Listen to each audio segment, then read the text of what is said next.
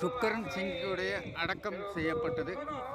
9 நாட்களுக்கு பிறகு இன்றுதான் 0 எஃப்ஐஆர் போட்டு அவருடைய உடல் அடக்கம் செய்யப்பட்டது. 9 நாட்கள் அரசாங்கம் எதுவுமே செய்யாமல் அவருடைய உடலை நாசமாக்கும் நோக்கத்தில் ஈடுபட்டனர். நேற்று ஆஸ்பத்திரியில் கூட்டம் சேர ஆரம்பித்ததும் அவர்கள் உடனடியாக நடவடிக்கை எடுத்து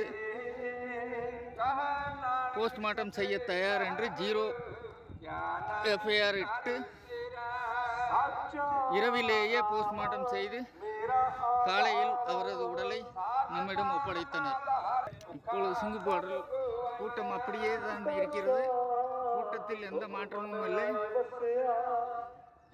இதுதான் சிங்குபாடு.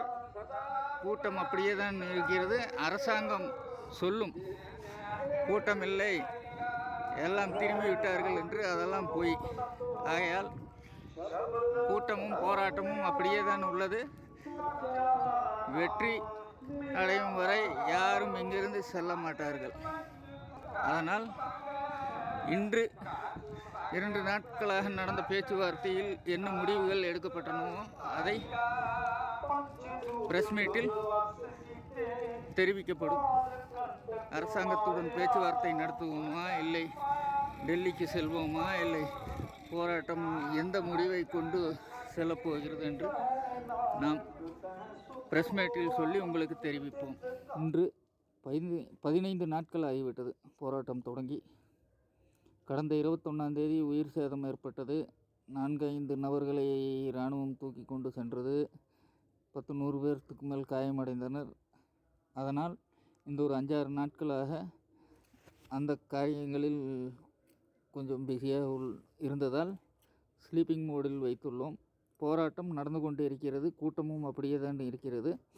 2 நாட்களாக தேச அளவிலான சங்கங்களை கூப்பிட்டு அவர்களை ஆலோசனைகளை கேட்டு இந்த போராட்டத்தை எப்படி கொண்டு செல்லலாம் என்று பேச்சுவார்த்தை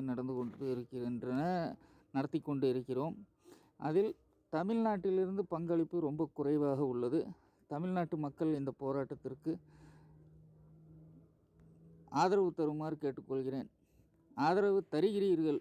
தமிழ்நாட்டில் போராட்டங்கள், கருப்பு கொடி காட்டுவது, எல்லா ரயில் மறியல் செய்தது, டவர்களில் ஏறி இது பண்ணது, ரோடு மறியல், டோல் பிளாசா மூடினது, இந்த மாதிரி நிறைய போராட்டங்கள் நடந்து கொண்டு இருக்கிறது.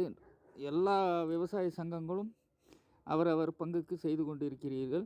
இருந்தாலும் இங்கு வந்து பங்களித்தால் ரொம்ப நல்லதாக இருக்கும். ஏனென்றால் மழை எங்கே பெய்கிறதோ அங்கு தான் குடை தேவை. மழை டெல்லியில் பெய்து கொண்டிருக்கிறது. அதனால் டெல்லிக்கு வந்து ஆதரவு தருமாறு கேட்டுக்கொள்கிறேன். வயதானவர்களோ முதியவர்களோ வர முடியவில்லை என்றால் இளைஞர்களை அவர்கள் பங்குக்கு அனுப்பி வைக்குமாறு கேட்டுக்கொள்கிறேன். இங்கு வந்தால் மீட்டிங்குக்கும் கூட்டங்களுக்கும் மட்டும் வந்தால் போதும்.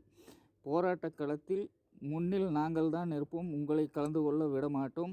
ஏனென்றால் உங்கள் பாதுகாப்பு தான் எங்களுடைய முதல் இது, உங்களுக்கு பாதுகாப்பு கொடுப்பது. அதனால் போராட்ட களத்தில் நாங்கள் தான் முன்னில் இருப்போம். உங்களை அதில் கலந்து கொள்ள விட மாட்டோம். ஏனென்றால் எங்களுக்கு இதெல்லாம் பழக்கம். அதை நாங்களே கையாண்டு கொள்வோம். நீங்கள் எங்களுக்கு ஆதரவு கொடுத்தால் போதும்.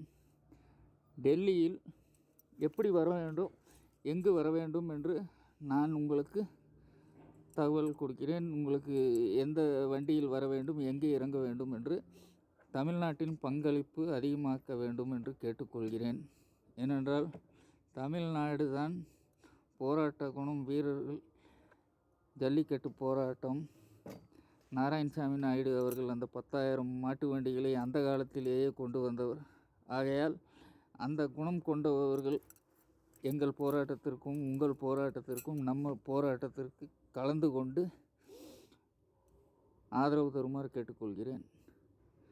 இங்கு வருபவர்கள் வேண்டிய எல்லா ஏற்பாடுகளையும் நாங்கள் செய்து கொடுப்போம்.